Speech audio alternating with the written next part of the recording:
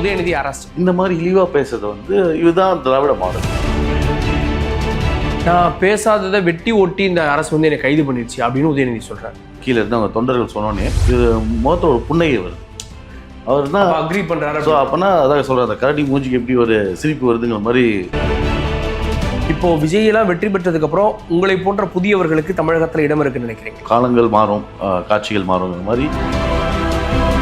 தாவேக அரசும் நீட் வேண்டாம் அப்படின்றது தான் உறுதியா இருக்கு. இது வந்து அவங்க இன்னும் அந்த புரிதல் இல்லாமல் இருக்காங்க. நீட்டை வந்து இனியெல்லாம் வந்து யாராலையும் அதை நிப்பாட்ட முடியாது. இன்னமும் மக்களை வந்து திசை திருப்பதுக்கோ ஏமாற்றுறதுக்கோ புரிதல் இல்லைங்கிறத நம்ம எடுத்துக்கலாம். எஸ்எஸ் நியூஸ் நேயர்களுக்கு வணக்கம்.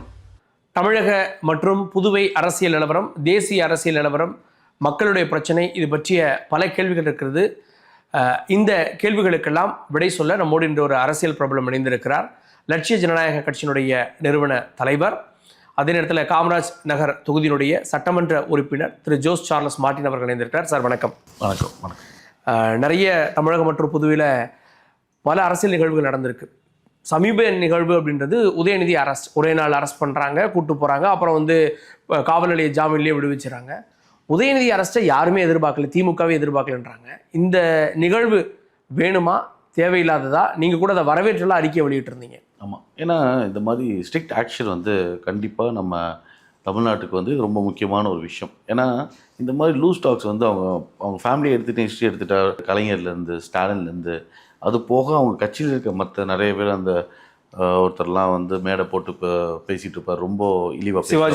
சிவாஜி கிருஷ்ணமூர்த்தியாக இருக்கட்டும், அவங்ககிட்ட பொன்முடியாக இருக்கட்டும், துரைமுருகனாக இருக்கட்டும், இவங்கெல்லாம் பெரிய வயசில் பெரியவங்க எல்லாமே இருந்தாலும், பட் அவங்களோட பெண்களை பற்றி வரும்போது ரொம்ப இழிவாக, அவங்களுக்கு வந்து ஒரு நகைச்சுவையாகவும் ஒரு இழிவாக தான் அவங்க வந்து பார்க்குற விதமே ரொம்ப தப்பான விதமாக இருக்குது. நானே உதயநிதிக்கு அகெயின்ஸ்டாக ஃபஸ்ட்டு போகும்போதே எங்கள் அம்மாவை வந்து தப்பாக பேசினாப்புல. ஸோ எங்கள் அம்மா வந்து அங்கே பிஸ்னஸோட ரிலேட் பண்ணி ஒரு ஒருமையில் பேசி இந்த மாதிரி பேசும்போது தான் நம்மளுக்கு வந்து ஒரு யாராக இருந்தாலுமே ஒரு பெண்களை ஃபஸ்ட்டு மதிக்க தெரியணும். ஏன்னா நம்ம கலாச்சார ஹிஸ்ட்ரியை எடுத்துக்கிட்டிங்கன்னா நம்ம வந்து பெண் வழியில் வந்த சமுதாயம். இதே பார்த்திங்கன்னா ஆரியன்ஸ் பார்த்திங்கன்னா ஆண் வழியில் வர சமுதாயம். நம்மளோட தெய்வங்களாக இருக்கட்டும், நம்மளோட வழிபாடாக இருக்கட்டும், எல்லாமே நம்ம ஓவராலாகவே பார்த்திங்கன்னா நம்ம கொற்றையிலேருந்து அதுக்கு முன்னாடியிலேருந்து ஒரு அம்மன் சொல்கிறாங்க. அப்படிப்பட்ட சமுதாயத்தில் வந்துட்டு இந்த மாதிரி இழிவாக பேசுறது வந்து இதுதான் திராவிட மாடல். நான் பேசாததை வெட்டி ஒட்டி இந்த அரசு வந்து என்னை கைது பண்ணிடுச்சு அப்படின்னு உதயநிதி சொல்கிறார். இல்லை, அது இப்போ நீங்கள் ஷவுக் சங்கர் அதை பற்றி ஒரு வீடியோ போட்டாப்புல, நடிகை பேரை த்ரிஷாந்த் சொன்னோன்னே அந்த கீழே இருந்து அவங்க தொண்டர்கள் சொன்னோன்னே இது முகத்தில் ஒரு புன்னகை வருது. அவர் தான் அக்ரி பண்ணுறாரு. ஸோ அப்போனா அதான் சொல்கிறார், அந்த கரடி மூஞ்சிக்கு எப்படி ஒரு சிரிப்பு வருதுங்கிற மாதிரி கலாச்சிருப்பார் அவர். ஸோ அந்த மாதிரி இவங்களுக்கு அது ஜீன்லேயே இருக்காது, நம்ம தவிர்க்க முடியாது. அதுதான் அந்த திராவிட ஜீன்ஸ். இந்த கவர்மெண்ட் வந்து மெஜாரிட்டி இல்லாத ஒரு கவர்மெண்ட்டு. ஆனால் அப்படி இருந்தும் ஒரு எதிர்க்கட்சி தலைவரை சட்டமன்ற கூட்டத்துக்கு ஒரு நாளைக்கு முன்னாடி அரெஸ்ட் பண்ணுறாங்க. இந்த நடவடிக்கை போல்டானது, வரவேற்பு அப்படின்லாம் சொல்லியிருந்தீங்க, எப்படி? ஆமாம், இல்லை கண்டிப்பாக. ஏன்னா எதிர்கட்சிங்க இருக்கட்டும், வாட்டவர் இல்லை ஆளுங்கட்சியாக இருக்கட்டும், ஆளுங்கட்சியிலே ஒரு தப்பு. அதே மாதிரி அந்த ஒரு பெண்மணியும் ஒரு மினிஸ்டர் வந்து தப்பாக பேசியிருக்காங்க, அவங்க மேலே ஆக்ஷன் எடுக்கணும். ஏன்னா அது ஜட்டியோட உட்கார ஜெகதீஸ்வரி வந்து ஜட்டியோட உட்கார வச்சுருக்காங்க. இவங்க யார்? இவங்க என்ன அவ்வளோ பெரிய என்ன இன்னைக்கு இப்போ தான் எம்எல்ஏவாக ஆயிருக்காங்க, அவங்க மினிஸ்டரும் ஆயிருக்காங்க. அதுக்குள்ளேயுமே வந்து ஜட்டியோட உட்கார வச்சுருன்னா இவங்க வந்து உதயநிதிக்கு அக்காவாக இருப்பாங்க போல். இப்போ பீப்புளை நம்ம வந்து கமெண்ட் பண்ணுறோமோ அதே மாதிரி அவங்க சைடில் தப்பு நடந்தாலும் சில விஷயங்கள் அவங்களும் ஸ்ட்ரிக்ட் ஆக்ஷன் எடுக்கணும். தமிழகத்தில் எல்ஜேகே கட்சியினுடைய சில ஆக்டிவிட்டீஸை பார்க்க முடியுது. உத்தண்டியில் ஒரு ப்ரோக்ராம் பார்த்தோம், விழுப்புரத்தில் ஒரு ப்ரோக்ராம் பார்த்தோம். ஸோ தமிழ்நாட்டில் அஃபிஷியலாக லான்ச் பண்ணிட்டீங்களா? ஏன்னா பாண்டிச்சேரியில் தான் ஜோஸ் சார்லஸ் மார்ட்டின் ஆக்டிவாக இருக்கார், ஒரு பெரிய கனவோடு வந்தார், அங்கே எம்எல்ஏ இருக்கார் அப்படின்னு தான் பார்த்தோம். தமிழகத்தில் உங்கள் கட்சியோட நிலை என்ன? ஆமாம், இப்போ உத்தண்டியில் தான் நாங்கள் ஃபஸ்ட்டு ஒரு ஆல்மோஸ்ட் ஒரு 1 மந்த் மேலே ஆயிடுச்சு. நாங்கள் இங்கே வந்து தொடர்ந்து அதை லான்ச் பண்ணி இங்கே பணிகள்லாம் நிறைவேற்றிருக்கு. நானே வந்து ஆல்மோஸ்ட் 120 பேர்த்துக்கு என்னோடய கையால் போஸ்டிங் போட்டோம். இப்போ அது வந்து இப்போ 500 பேராக பொதுச் செயலாளர் திரு நிலை ஜீவானன் அவர்கள் வந்து இப்போ 500 பேராக அது போஸ்டிங் போட்டிருக்காங்க. இப்போ அவங்களுக்கு கீழே போஸ்டிங்ஸ் போடுவாங்க. கூடிய விரைவில் ஒரு 10,000 பேராவது இந்த போஸ்டிங்ஸில் வர மாதிரி இருக்குது. இப்போ மதுரை போகும்போது பார்த்திங்கன்னா கூட அங்கே இருக்கிறவங்க வந்து ஒரு 7,000 பேர்லாம் வந்து ஒரு கட்சியிலேருந்து வந்து மாற்றுக் கட்சியிலேருந்து இப்போ நிறைய வந்து இணைகிறாங்க. ஸோ நல்ல வரவேற்புங்கிறது நல்ல இப்போ இருக்குது. இது வந்து திராவிட மண் ஒன்று திமுக இருக்கும், இல்லை அதிமுக இருக்கும், என் பாஜக கூட இடம் இல்லை அப்படின்லாம் சொல்லிட்டு இருந்தாங்க. இப்போ விஜயெல்லாம் வெற்றி பெற்றதுக்கப்புறம் உங்களை போன்ற புதியவர்களுக்கு தமிழகத்தில் இடம் இருக்குன்னு நினைக்கிறீங்களா? காலங்கள் மாறும், காட்சிகள் மாறுங்கிற மாதிரி ஒரு பீரியட் ஆஃப் டைம் அந்த சேஞ்ச் கூட நம்மளும் அடாப்ட் ஆகி நம்மளும் அந்த சேஞ்ச் கூட நம்மளும் ஓரளவு ப்ராக்ரஸ் பண்ணியிருந்தோம்னா பிரச்சனை இல்லை. பெண்கள் இழிவாக பேசுகிறது ஒரு நகைச்சுவை நினச்சிக்கிட்டு ஒரு கும்பல் திராவிட கும்பல் சுற்றிட்டு இருக்காங்க. இன்னொரு திராவிட கட்சியிலேருந்து யாருமே விடக்கூடாது, நான் மட்டும்தான் வளரணும்னு நினச்சிட்டு இருக்காங்க. ஸோ இப்படிலாம் இருக்கும் போது வந்து இது மக்கள் வந்து அக்செப்ட் பண்ண மாட்டாங்க. சேஞ்ச் மக்களுக்கு என்ன, எதுக்காக அரசியல் போடுறோம்னா மக்களுக்கு ஏதாவது நல்லா நடக்கணும், ஓவரால் இன்ஃப்ராஸ்ட்ரக்சர் டெவலப் ஆகணும், எம்ப்ளாய்மெண்ட் வரணும், ஒரு லைவ்லிஹுட் பெட்டராக இருக்கணும், அடிப்படை வசதிகள் வந்து மக்களுக்கு கிடைக்கணும், நலத்திட்டங்கள், மருத்துவம், இதுதான் கல்வி, இதெல்லாம் தான் மக்கள் எதிர்பார்க்குறாங்களே தவிர இவங்களோட உள்கட்சியோட பூசலோ இவங்களோட நோக்கத்துக்கோ. இது வந்து மன்னராட்சி, அந்த காலத்தில் வழியே இல்லாமல் அந்த மன்னர்னா அந்த மன்னரோட ஆட்சி தான் நடக்கணுங்கிற சூழ்நிலைகள் நீக்கில்லை. ஜனநாயக நாட்டில் வந்து அவங்க வந்து மக்களுக்கு நல்லது பண்ணணும், அவங்க வாழ்வாதாரம் உயரணுங்கிறதுக்காக தான் நம்பி வாக்களிக்கிறாங்க. அந்த வாக்களிக்கிறவங்களுக்கு வந்து இவங்க வந்ததுக்கப்புறம் அந்த சீட்டை தக்க வைக்கணுங்கிறதுக்காகவே அரசியல் பண்ணுறது தான் இங்கே ரொம்ப மிகப்பெரிய தப்பாக இருக்குது. அதுக்கு தான் மக்கள் மாற்றி ஓட்டளிச்சாங்க. இப்போ நம்ம அதனால தான் திரு விஜய் அவர்கள்லாம் வந்து வர யாராவது தைரியமாக யாராவது வருவாங்களான்னு பார்க்குறாங்க. யாராவது ஒருத்தர் வரும்போது கண்டிப்பாக அவங்களுக்கு ஆதரிக்கிறாங்க. இப்போ நீங்கள் வந்து தமிழ்நாட்டிலே பல இடங்களுக்கு களத்துக்கெல்லாம் போகிறீங்க.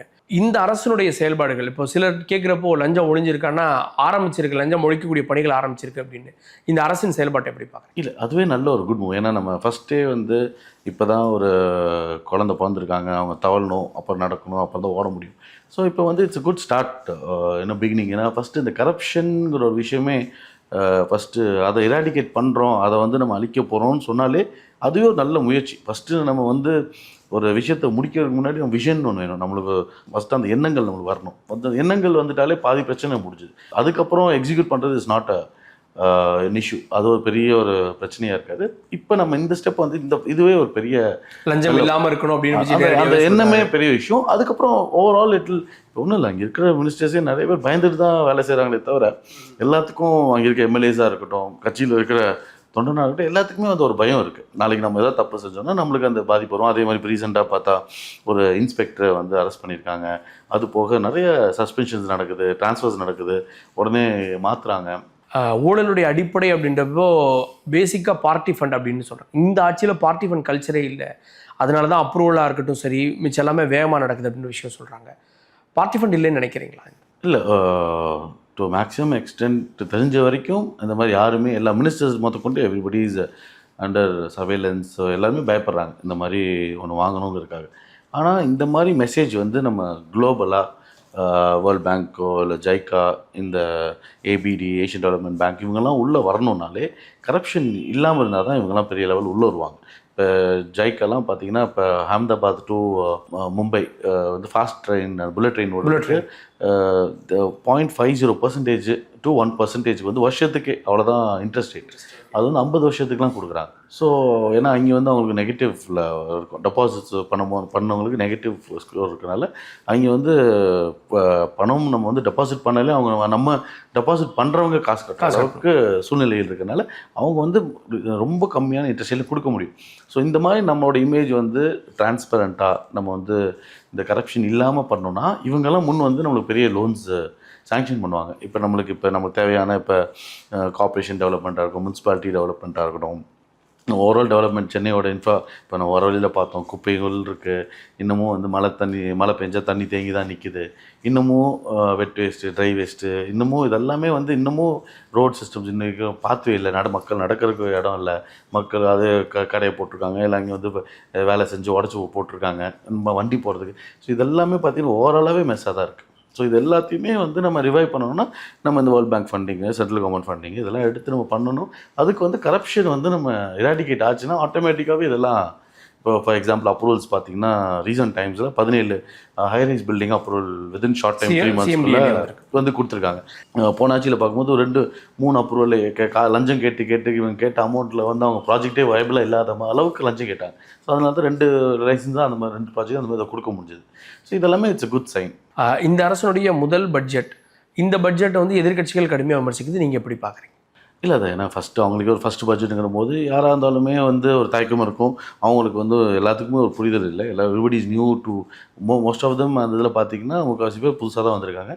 So it will take them some time. But ஆனால் அட்லீஸ்ட் அதை இம்ப்ளிமெண்ட் பண்ண இப்போ தாய்மாமன் சீல்னு சொல்லி அந்த மோதிரத்தை வந்து அனௌன்ஸ் பண்ணி கொடுத்தாங்க. அதெல்லாம் இட்ஸ் a குட் இனிஷியேட்டிவ். இப்போ அது போக மற்றது ஒன்று ஒன்று அவங்க ஸ்டார்ட் பண்ணும்போதே இதெல்லாம் நல்ல ஒரு விஷயம். அந்த ஆரம்பம் நல்லா இருக்குது. இதில் தாவேக்காவினர் சொல்கிறது விஜய் எதிர்க்கிறதுக்காக அதிமுக கூட ஒன்று சேர ரெடியாக இருக்காங்க அப்படின்ற குற்றச்சாட்டுக்களை திரு நிர்மல்குமார் உள்ளிட்டவங்கெல்லாம் சொல்கிறாங்க. அப்படின்னு நீங்கள் நினைக்கிறீங்களா? அதான் ஏன்னா இவங்களுக்கு அதான் இவங்க பிரச்சனையே வந்து மக்களுக்கு நல்லா செய்யணுங்கிற நோக்கம் இல்லை திராவிட கட்சிகளுக்கு. அவங்க வந்து ஆட்சியில் இருக்கணும். அந்த ஆட்சியை இடத்த நம்ம தக்க வைக்கிறது மட்டும்தான் அவங்க அரசியல் பண்ணுறாங்களே தவிர மக்கள் நலங்கிறது அவங்க மைண்ட்லேருந்து எடுத்துட்டாங்க. ஸோ அதுதான் இப்போ வந்து பிரச்சனையாக இருக்குது. பட் அதிமுக அது ஒரு ஈகோ ஆயிடுச்சோ, ஓ விஜய் வந்துட்டாரு, தேர்ட் பர்சன் வந்துட்டாரு அப்படின்றது. அதுதான் நம்ம எல்லாரும் கமெண்ட் பண்ணுற மாதிரி இந்த ஆட்சியிலையும் கரப்ஷன் இருந்தது, அந்த ஆட்சியிலையும் கரப்ஷன் இருந்தது. ஸோ இந்த மாதிரி ஒரு புது நடவடிக்கைங்கிறது வந்து ஒரு பெரிய இந்தியாவுக்கே ஒரு எக்ஸாம்பிளாக இருக்குது. இந்தியாவிலே வந்து ஒரு புது மாடலாக பார்க்குறாங்க. Which is not. இதெல்லாம் நம்ம முதல்வன் படத்தில் சின்ன வயசில் இருக்கும்போது அந்த மாதிரி தான் நம்ம பார்த்து எதிர்பார்த்தோம். இந்த மாதிரிலாம் நடக்குமா அப்படின்லாம் நம்ம யோசிக்கும் போது அதே மாதிரியே டெய்லி ஆய்வுகள்லாம் போகிறாரு. அந்த மாதிரி ஒரு விஷயங்கள் நடக்கிறது வந்து உண்மையாகவே ஒரு it is an good progressive note. திடீர்னு அரசியல் களத்தில் தனுஷ் வர்றாரு. அவருடைய பேச்சு செயல்பாடெலாம் அதுதான் காட்டுது. இப்போ தனுஷ் போன்றவங்கலாம் வர்றப்போ நீங்கள் உட்பட எல்லாருமே வர்றீங்கிறப்போ இப்போ அடுத்த தேர்தல்கள் அப்படின்றது ஒரு ஒரு புதுமையாக இருக்குமோ? இல்லை கண்டிப்பாக. ஏன்னா அதான் சொன்ன மாதிரி நோக்கியா மோட்ரோலாலாம் வந்து ஒரு டைமில் அவங்கள விட இன்னொருத்தர் வரவே முடியாதுன்னு ஒரு சந்தர்ப்பம் சூழ்நிலை இருந்தது. இன்றைக்கி பார்த்தீங்கன்னா அது எல்லாமே மாறி போய் காலங்கள் மாறி போய் இன்றைக்கி எல்லாமே வந்து டெக்னாலஜி அடாப்ட் பண்ணல. இப்போ ஃபோர்டே பார்த்தீங்கன்னா ஃபோர்டு தான் வந்து ஃபஸ்ட்டு அந்த மோட்டார் காரவே வந்து கமர்ஷியலாக இன்ட்ரடியூஸ் பண்ணி ஃபஸ்ட்டு வர்றாங்க. இன்றைக்கி அவங்க ஃபேக்ட்ரியே க்ளோஸ் ஆகி இன்றைக்கி சென்னையில் இருக்கிற ஃபேக்ட்ரி கூட க்ளோஸ் ஆகி அதை ரன் பண்ணாமல் இருக்குது. இன்றைக்கி புதுசாக வியட்நாம்லேருந்து ஒரு வின்ஃபாஸ்ட்னு வராங்க. அவங்க வேறு இப்போ நான் க்ளோஸாக இருந்து வாட்ச் பண்ணனால சொல்கிறேன். இது நோ மேட்டர் ஆஃப் டைம் அவங்க நாஸ்டாக்ல லிஸ்ட் பண்ணாங்க, இந்தியாவுக்கு வந்தாங்க. வித்தின் 18 monthஸில் வந்து ஃபேக்ட்ரியை ஸ்டார்ட் பண்ணி கமென்ஸ் பண்ணி இப்போ எக்ஸ்போர்ட் பண்ணுறாங்க. அதுக்கப்புறம் லோக்கல் கமர்ஷியல் சப்ளையும் பண்ண ஆரம்பிச்சிட்டாங்க. சேஞ்ச் கூட நம்ம அடாப்ட் பண்ணலைன்னா நம்மளும் இப்போ மெர்சிடிஸோ BMW பார்த்து அவங்க சேஞ்ச் கூட அடாப்ட் ஆகிட்டு இருக்காங்க. அவங்க வந்து அவங்களும் ஈவியில் வராங்க. நெக்ஸ்ட்டு என்ன டெக்னாலஜிக்கோ மாறுறாங்க. அதெல்லாம் யார் மாறலையோ அவங்கெல்லாம் வந்து ஸோ அதுதான் அரசியல் கட்சிகளுக்கும் பொருந்துன்றீங்க. எக்ஸாக்ட்லி. ஒரு சின்ன ஒரு விஷயம். இது வந்து கவர்மெண்ட் கிட்ட காசு எதிர்பார்க்க நம்ம ஓன் செலவு பண்ணுறதுக்கே இவங்க பண்ண விட மாட்டோம். அதே மாதிரி பேனர் கல்ச்சர் பார்ப்பீங்க. ரீசெண்டாக ஒரு முன்னுதாரணம் புதுச்சேரி ஃபுல்லாக பேனர் தான் ஒரு வாரமாக. ஆமாம், ஒரு பேனர் அது ரொம்ப வீரப்பன் பேசலாம், அப்படி முருகர் அவரோட கடவுள் பேசலாம், பாகுபலி எல்லாம் வருது. பாகுபலியிலேருந்து எல்லா கேரக்டர்ஸையும் நம்ம அந்த படத்தை இப்போ ஒரு படமே பார்த்துட்டு வந்த மாதிரி இருக்குது. பட் திரும்பி மக்கள் சொல்கிறாங்க அது வந்து விழுந்தா பைக்கில் போகும்போது அவங்களுக்கு அடிபடுது, நிறைய பேர்த்துக்கு வந்து அதெல்லாம் பிரச்சனை வருதுன்னு சொல்கிறாங்க. அதுவும் கலெக்டர் வந்து லெட்டரும் கொடுத்துருக்காரு. எல்லா எம்எல்ஏஸுக்கும் லெட்டர் அமைச்சாங்க பர்சனலாக. இந்த மாதிரி இந்த பேனர் கல்ச்சர்லாம் பண்ணக்கூடாது, இதெல்லாம் நீங்கள் ஜெனரலாக வைக்கக்கூடாதுன்னு சொல்லியிருக்காங்க. அப்படி இருந்தும் இதை பண்ணும்போது அவர் தான் முன் உதாரணமாக இருக்கணும். இதே விஜய் அவரை பற்றி பேனர் செய்யும் அவரே வந்து இதெல்லாம் வைக்கக்கூடாதுன்னு சொல்லி ரோட்லேருந்து கிழிச்சாங்க. ஒட்டின போஸ்டர்ஸையும் எடுத்துகிட்டு இருந்தாங்க. ரொம்ப நீட்டாக. ஏன்னா சிவிக் சென்ஸ் வேணும். நம்ம சுற்றி இருக்கும்போது நம்ம வந்து நம்ம சிட்டியை சுத்தமாக வச்சுக்கணும். இதெல்லாம் வந்து இவ்வளோ நாகரிகம் இல்லாமல் பண்ணுறது வந்து உண்மையாகவே கண்டிக்கத்தக்கது. அதே மாதிரி ஆல்ரெடி நம்ம யூட்டிலைஸ் பண்ண அண்ணா திடலாக இருக்கட்டும், பஸ் ஸ்டாண்டில் கடைகள்லாம் ஓப்பன் பண்ணாமல் இன்னும் மக்களுக்கு போய் சேராமல் இருக்குது. அது நாங்கள் எவ்வளோ போராடிட்டோம். அதே மாதிரி அதில் சூசைட் நிறைய பேர் வந்து கடை வியாபாரம் பண்ணி அதனால வியாபாரம் இழந்து 4-5 பேர் சூசைட் பண்ணியிருக்காங்க. ஆனாலும் இன்னமும் அதுக்கு இன்னைக்கு வரைக்குமே அது கொடுக்கல. ஸோ இந்த மாதிரி ரொம்ப மோசமான நிலைமை தான். இன்னும் பயன்பாடுக்கு சரியாக வரல அப்படின்ற விஷயம்லாம் சொல்கிறோம். கொடுக்குறேன்னு சொல்கிறாங்க, ஆனால் இன்னும் கடை ஓப்பன் ஆகலை. சென்டெக் அப்ளிகேஷனில் கால நீட்டிப்பு செய்யணும் அப்படின்ற ஒரு கோரிக்கை, அது என்ன? இப்போ என்னென்னா வந்து 30th வந்து அனௌன்ஸ் பண்ணி இந்த மாதிரி 6th நீங்கள் எல்லா டாக்குமெண்ட்லாம் சப்மிட் பண்ணணும்னு சொல்கிறாங்க.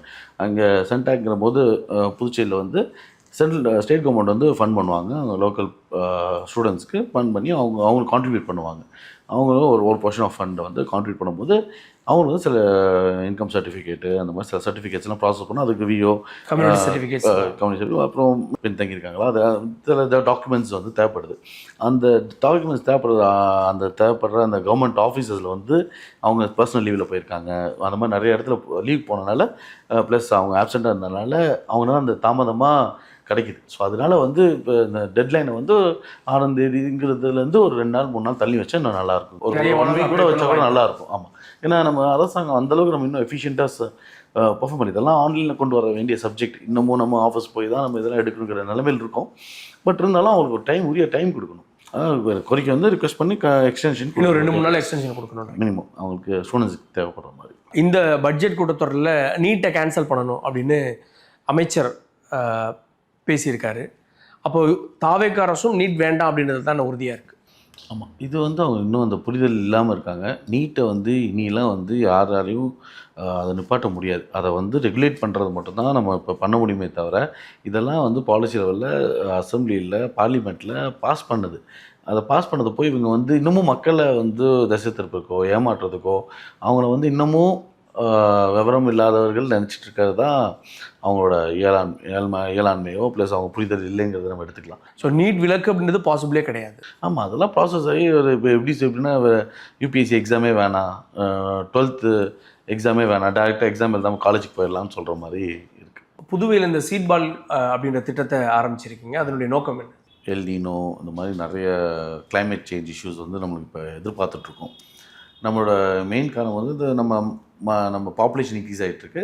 ஒரு சைடில் வந்து மக்களோட பாப்புலேஷன் இன்க்ரீஸ் ஆகிட்டுருக்கு, மரத்தோட பாப்புலேஷன் குறைஞ்சிட்ருக்கு. ஸோ நம்மளுக்கு மெயின் சோர்ஸ் ஆஃப் ஆக்சிஜன் கொடுக்கறது வந்து நம்மளுக்கு இந்த இருக்கக்கூடிய இந்த மரங்கள். ஸோ இந்த மரங்கள் இல்லைன்னா நம்மளோட ஈகோசிஸ்டமே கொலாப்ஸ் ஆகும். ஸோ அதனால் நம்ம திரும்பி நம்ம இந்த இயற்கை சூழலை என்வரன்மெண்ட்டு வந்து நம்ம திரும்பி உருவாக்கணுங்கிறதுக்காக தான் இந்த சீட் பால் ஈவெண்ட்டுன்னு நாங்கள் பிளான் ஆரம்பிச்சிருக்கோம். ரோட்டரி கிளப்போட அசோசியேஷன் மூலிமா க்ளோயிங் ஸ்டார்ஸ் எங்களோட அதுலேயும் நாமும் ஒரு அதில் பாட்டாக இருக்கும். அதுலேருந்து எங்கள் நோக்கம் என்னென்னா 30 லட்சம் சீட் பால்ஸ் பண்ணணும் தான். அந்த 30 லட்சம் சீட் பால்ஸ் வந்து 1 லட்சம் வந்து ஒரு கான்ஸ்டிடுவன்சிக்காக நாங்கள் யோசிச்சிருக்கோம். ஓகே. ஸோ அப்படி பார்த்திங்கன்னா இங்கே 16 லட்சம் மக்கள் தொகை இருக்கிறாங்க நம்ம புதுச்சேரியில். இந்தியாவோட ஆவரேஜ் பார்த்திங்கன்னா ஒரு மனிதனுக்கு வந்து 4 மரங்கள் இருக்குது. ஸோ எங்களோட டார்கெட் என்னென்னா 4 மரம் இப்போ இந்தியாவோட ஆவரேஜ் நம்ம வந்து 8 மரமாக ஆக்கணுங்கிறது தான் என் நோக்கம். ஒரு சீடில் வந்து ஒரு சீட் பாலில் வந்து ஒரு சீடு வைக்கலாம், 3-4 சீடு வைக்கலாம். ஸோ அதனால் பார்த்தா ஒரு கோடி விதைகள் தான் பண்ணணும். புதுச்சேரியில் ஆரம்பித்தோம். புதுச்சேரியில் மட்டும் 1 கோடி விதைகள் தான் டார்கெட்டு.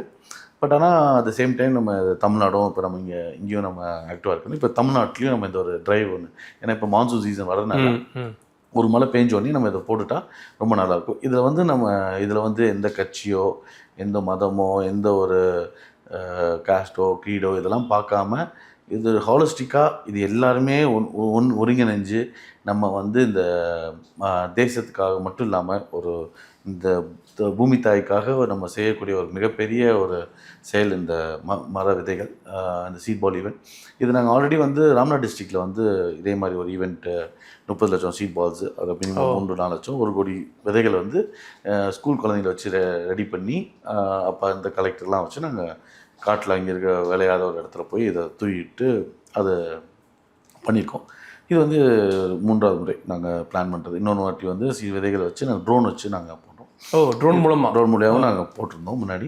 இப்போ வந்து நம்ம இந்த வாட்டி வந்து நம்ம இது மூலிமா நம்ம இப்போ இந்த வாட்டி புதுச்சேரியில் இதை ஆரம்பிச்சிருக்கோம். இது ஃபுல்லாக இங்கே மட்டும் நிற்காமல் இது உலகம் ஃபுல்லாக இதை வந்து இந்த விஷயம் எடுத்துகிட்டு போய் வருஷம் வந்து இது ஒரு ஈவெண்ட்டாக நம்ம எல்லாருமே சேர்ந்து செய்யும் போது இதில் மோஸ்ட்டாக சீடு ஹெல்த்தியாக இருந்தால் 90% 80% சக்ஸஸ் ரேட்டும் இருக்குது.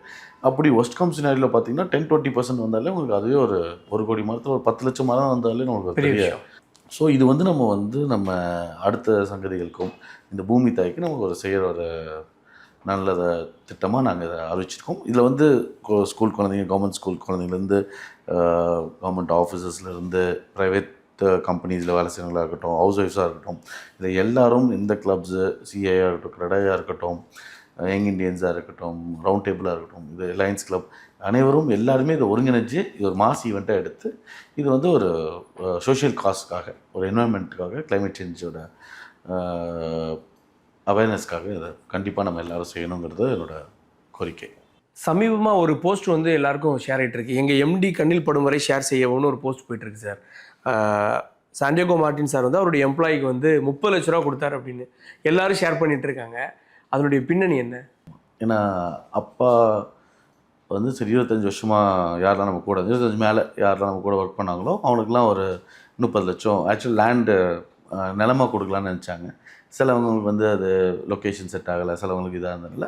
சரி அவங்களுக்கு பணமாகவே நம்ம கொடுத்துடலான்னு சொல்லி அப்போ முடிவெடுத்து 20 வருஷமாக 25 வருஷமாக, ஏன்னா அவரோட கஷ்ட நஷ்டங்களில், ஏன்னா நம்ம ஒரு டீமாக இருக்கோன்னா ஒரு இண்டிவிஜுவல் வந்து அவருக்கு ஐடியாஸ் இருக்கலாம், விஷன் இருக்கலாம். பட் ஆனால் அந்த விஷனை வந்து மிஷனாக மாற்றி கன்வெர்ட் பண்ணி அதை எக்ஸிக்யூட் பண்ணுறது வந்து டீம் தான். ஸோ அந்த டீமுக்காக அப்பாவுக்கு வந்து அந்த காலத்துலேருந்து மூட்டை தூக்குன லாட்ரி டிக்கெட் மூட்டை தூக்குன காலத்துலேருந்து தெருத்துறா போய் வித்த காலத்துலேருந்து இருந்த டீம். இது வந்து விசுவாசத்துக்கான பரிசு. ஆமாம், விசுவாசம் ப்ளஸ் அவங்க கடினமான உழைப்பு, கஷ்டத்துலையும் நல்ல கட்டத்தில் எல்லாம் பங்களிச்சு இவ்வளோ பெரிய நாளாக தான் சொல்கிறேன். நான் சின்ன வயசுலேருந்து நிறைய பேர்த்து நான் பிறந்ததுலேருந்தே பார்த்துட்ருக்கேன். அந்த மாதிரி மனிதர்கள்லாம் இருந்தாங்க. அதில் ஒரு முக்கியமான ஒரு விஷயம் என்னென்னா, அதில் வந்து ஒருத்தர் இறந்துட்டார். அப்பாவோட நண்பராக இருந்தார்.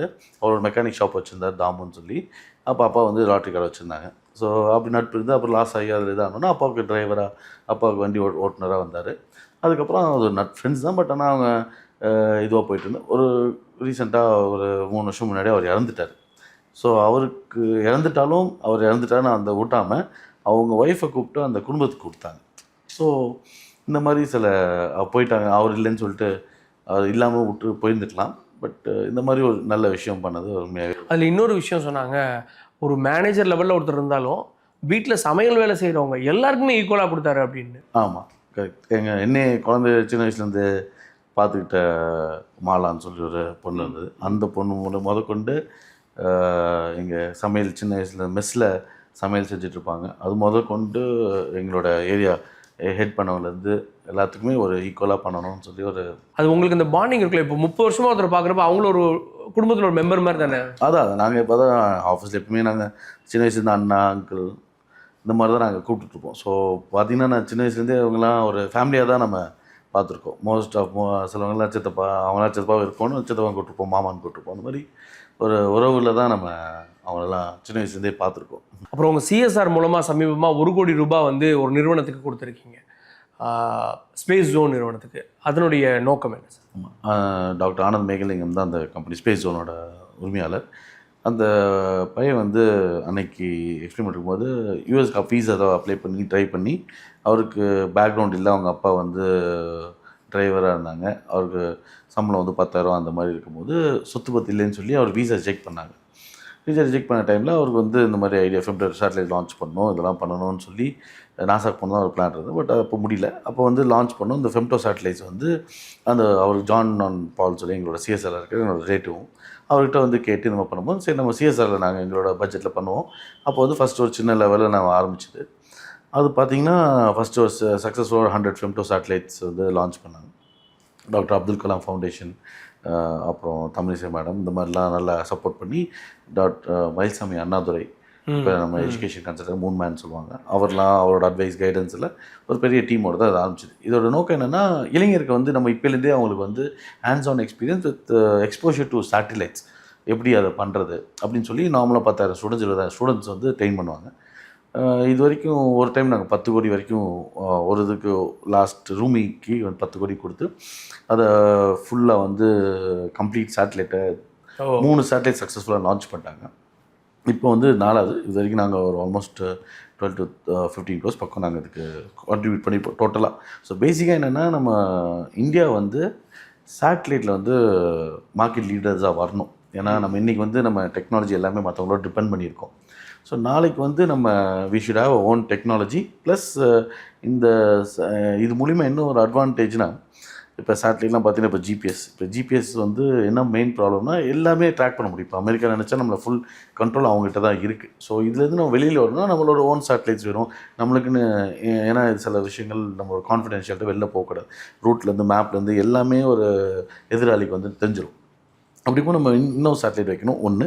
இன்னொன்று வந்து நம்ம இந்த சேட்டலைட்ஸை வந்து மிசைல்ஸாகவும் கன்வெர்ட் பண்ண முடியும். ஸோ இதில் வந்து சில லேட்டஸ்ட் டெக்னாலஜிலாம் யூஸ் பண்ணுறாங்க. இதில் நார்மலாக ஒரு வாட்டி ரீயூசபிள் ஃபியூயல் பிளான் பண்ணி வச்சு லான்ச் பண்ணோம் லாஸ்ட் டைமு. இந்த வாட்டி வந்து என்ஜின் ஆன் அண்ட் ஆஃப் மாதிரி பிளான் பண்ணுறாங்க. ஓகே. ஸோ ஒரு ஸ்பீடில் வந்து அந்த ராக்கெட் லான்ச் ஆகி ஒரு லிமிட்டில் ஒரு டைமில் வந்து அது ஸ்டாப் ஆகும். ஸ்டாப் ஆகி அது இன்னும் அந்த ப்ரெஷர் ஆல்ரெடி இருக்க ப்ரெஷர் இன்னும் எக்ஸ்ட்ரா ட்ராவல் ஆகும். திரும்பி அதை ரீஸ்டார்ட் பண்ணும்போது இட் யூஸஸ் மச் லெஸர் ஃபியூயலும் கம்மியாக யூஸ் பண்ணும். இன்னொன்று இது ஒரு advance technology. So that it will helps the overall cost reduce பண்ணுறது. ஸோ என்னென்னா இப்போ நடக்குது, இதே வந்து ஒரு அமெரிக்காவில் இதே ப்ராடக்ட் லான்ச் பண்ணாங்கன்னா ஒரு 100-200 கோடி வரும். இதே நம்ம இதில் பண்ணும்போது ஒரு 10 to 20 கோடிக்குள்ளே வரும். ஸோ இதில் எங்களால் நாங்களும் ஒன் ஆஃப் தி இதுக்கு வரைக்கும் நாங்கள் ஃபுல்லாக சப்போர்ட் பண்ணோம். இப்போ அவருக்கும் இப்போ அவர் கடைசியில் வீசா கிடைக்காம இருந்துச்சு. இப்போ கடைசியில் நாசாவே அவரை நம்ம இந்தியாவிலேருந்து ஒரு ரிப்ரஸன்டேட்டிவ் கூப்பிட்டு 1 மந்த் நாசாவில் இருந்து அவரை ட்ரெயின் பண்ணி இப்போ நாசாலேருந்து இப்போ அமெரிக்கன் அம்பாசிடர்ஸ் முதல் கொண்டு அமெரிக்காவிலேருந்து நாசாலேருந்து ரிப்ரஸன்டேட்டிவ்லாம் வந்து பார்க்கணும்னு சொல்லிட்டு இருக்காங்க. இப்போ இதுக்கு வந்து இந்த ஈவெண்ட் வந்து அக்டோபரில் வச்சுருக்கோம். அதை லான்ச் வந்து பிரம்மோஸோட சிஇஓ, இஸ்ரோவோட ஹெட்டு, நம்ம டிஆர்டிஓவோட ஹெட் எல்லாமே வர்றதுக்கு பேசிகிட்டு இருக்காங்க. ஸோ தனியார் துறை சேட்டலைட் வந்து இந்தியாவில் ஏவ தொடங்கிடுச்சு. அதனுடைய ஒரு தொடர்ச்சியாக கூட இதை நம்ம பார்க்கலாம். ஆமாம், அதெல்லாம் முன்னாடியே this was one of the pioneer. அதுக்கு முன்னாடியே இருந்தாங்க. அது வந்து இன்னும் அதோட காஸ்ட்டு இதெல்லாம் வந்து அது வந்து ரெகுலராக யூஸ் பண்ணுறது. இது வந்து ப்ரோட்டோடைப்ஸ். இது வந்து ட்ரை பண்ணி இது சக்ஸஸ் ஆச்சுன்னா இந்த டெக்னாலஜி வந்து நம்ம இஸ்ரோ யூஸ் பண்ணலாம். நம்ம இந்த டெக்னாலஜியை நம்ம மற்ற நாட்டுக்கு விற்கலாம். புதுச்சேரியில் ஒரு நார்மலாக ஒரு 15,000-20,000 ஸ்டூடெண்ட் ட்ரெயின் பண்ணுவோம். அதில் ஒரு 2,000-3,000 ஸ்டூடெண்ட்ஸ் வந்து பாண்டிச்சேரியிலேருந்து இதை ட்ரெயின் பண்ணணுங்கிறதுக்காக ஒரு 3 டே கோர்ஸ் மாதிரி பண்ணி அவங்கள ஹேண்ட்ஸ் ஆன் எக்ஸ்பீரியன்ஸ் எப்படி இது அவங்க இதில் also be part of the launch. Satellite launch பண்ணுறதுக்குள்ள உள்ள இருக்க பொருட்களை வந்து இவங்களும் அதில் ஒரு பார்ட்டாக வேலை செஞ்சுருக்கோம். நிறைய கேள்விகளுக்கு விடை கொடுத்தீங்க. இணைந்ததற்கு நன்றி சார். நன்றி.